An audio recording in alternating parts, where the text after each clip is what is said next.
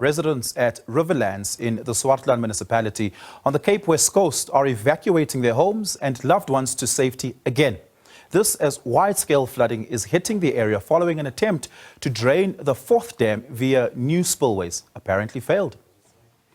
3 dam walls collapsed in the area last Thursday, leaving hundreds of people destitute, damaging infrastructure such as roads and railway tracks. The municipality says the National Department of Water and Sanitation specialists on site decided to further lower the dam levels via a newly dug spillway. It says in a statement, this has triggered the unexpectedly fast release of water following the path it carved last week. The gift of the givers is currently on site delivering humanitarian aid. And our reporter Mariska Botha is at the scene and now joins us.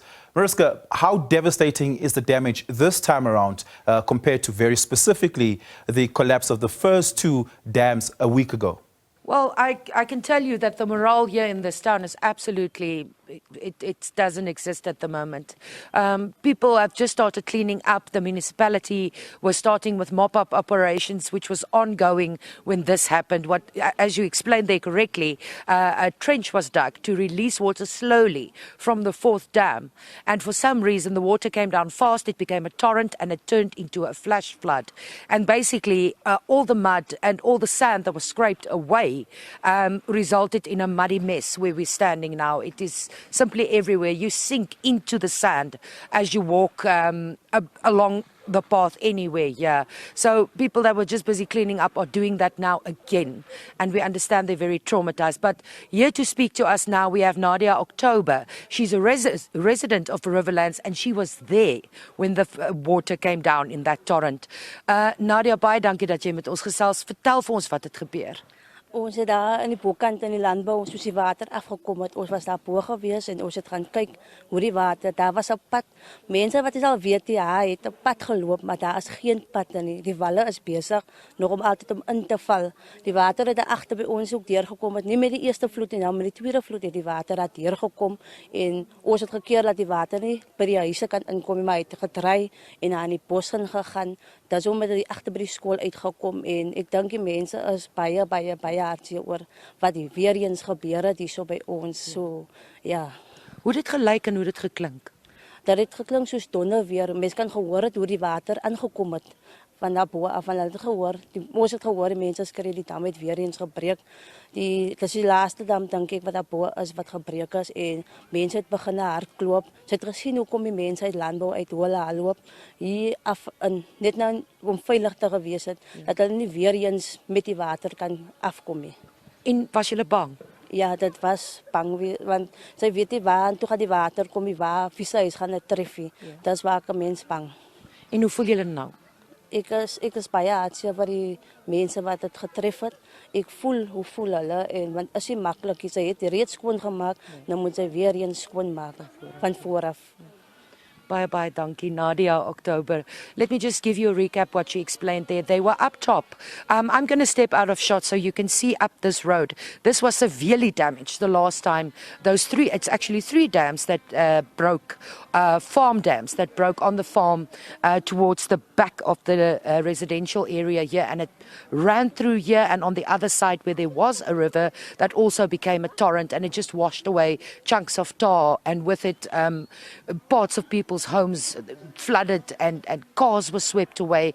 And this time around the same thing happened, and Nadia explained to us they were up top where the water originated from, and she says it sounded like thunder when the water started coming down, and they saw children and adults alike running and screaming, saying the water is coming, the water is coming. Children were crying, they were fearful, and this time around she says the community feels very, very hurt that this has hit them once again in less than 2 weeks. People are scared. She said also that the first time it happened, nobody slept that night for fear of the 4th dam breaking its wall, and now efforts to prevent that dam from breaking turned into a disaster in and of itself as well. So here in Riverlands, like I said, the morale is very, very low. People are very unhappy, and people like Nadia October says they just don't know what to do and where to go from here, as it is a case of they don't know what will happen next. And they still don't have water in their taps. The water systems were washed out of the grounds, the pipes were destroyed, and the municipality told us a little bit earlier that it will take up to 8 weeks to repair the water systems in this area. Also, electricity has been affected by this disaster, and as I'm standing here, it just started raining again. So the winter is not over yet, more rain is coming, and it certainly looks like a devastating time for the community of Riverlands. Mariska, just to get a sense of this, we know that Gift of the Givers is on site assisting with humanitarian aid, but have we had any word, and are you seeing any representation from the Department of Water and Sanitation? Those dams we know belong to them. They are the custodians of it. They were the ones operating and doing the engineering work on relieving some of the water levels in those dams. Is there any word, any visibility from them at this stage?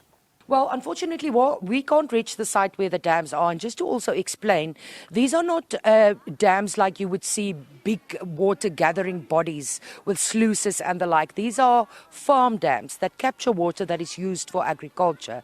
And we understand the farm belongs to the Department of Rural Development. Now, what happened is last week, Thursday, the third dam overflowed from all the rain. I mean, it's just been raining in a very horrid manner here in the Western Cape for the past 2 months. And the first dam overflowed into the second one, into the third one, and that caused the flood that happened in the early hours of the morning. So these are dams, they're called farm dams, retention dams for water to use in agriculture. There is a fourth dam, and it was inspected by engineers from the Department of Water and Sanitation, and they said at this stage there is no need to evacuate people.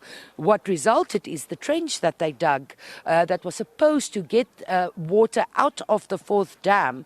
The water came down too fast, and like I said, it turned into a torrent, and now it's a mess. I'm going to step out of shot again and ask Clinton Surf, my colleague, to show you. There's mud everywhere. It's just messy. People are having to clean up. To the left-hand side, there's a gentleman in front of his shack. He's clearing up again. So water rushed through people's homes. There are built-up homes here. There's also some shacks in the area, informal settlement. And further down, there's a larger community of informal settlement dwellers that a gentleman told us earlier he's lost everything and he doesn't know what to do. So we cannot reach the dams where they are. We have not spoken to the department itself, but the Swartland Municipality informing us a little bit earlier in our earlier interview that they are in constant communication with the various national departments who are involved in this issue, and they'll have to assess and see what to do next. Tonight, they're just looking at how many people need assistance and how many people need to be fed and be kept warm and dry. Mariska Botha, thank you so much for your time. Thank you so much for bringing us the story. Really do appreciate it. Truly, truly harrowing events, as you can see there. It really looks like the damage will be substantial.